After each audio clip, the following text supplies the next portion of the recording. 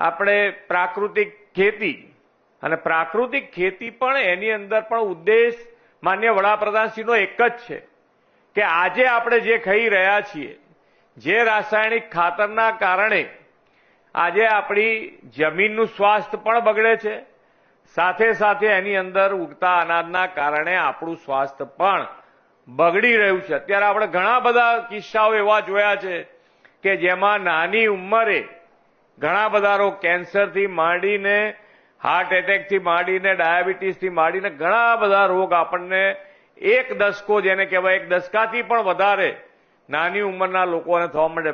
બાકી અહીંયા બેઠેલા ઘણા બધા વડીલો છે, એ લોકો 50-55 વર્ષ સુધી તો કોઈ જાતના ટેસ્ટ કરાવવાનું મગજમાંય નહોતું આવતું.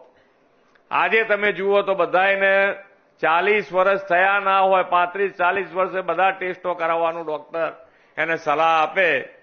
આ આખું આપણું ચક્ર જે છે એ બદલાયું છે ને એની અંદરથી બહાર નીકળવાનો પણ આપણને એક જ રસ્તો, અને એ રસ્તો છે પ્રાકૃતિક ખેતી તરફ આપણે વળવું જોઈએ. ધીમે ધીમે જઈએ પણ ચોક્કસ મગજમાં નાખવું જોઈએ. જ્યાં પ્રાકૃતિક ખેતી થઈ રહી છે ત્યાં જોવા જવું જોઈએ.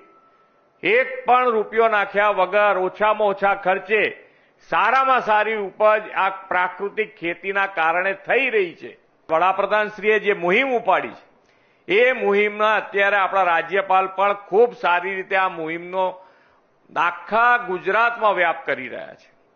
અને એના કારણે તમારે બધાએ જ્યાં જ્યાં પ્રાકૃતિક ખેતી જે ખેડૂતોએ અપનાવી છે ને એના લાભ એમને શું થયા છે એ તમારે અચૂક જોવા જોઈએ, જેથી કરીને તમે આજે નહીં તો આવતીકાલે પ્રાકૃતિક ખેતી તરફ આપણે વળવું પડશે.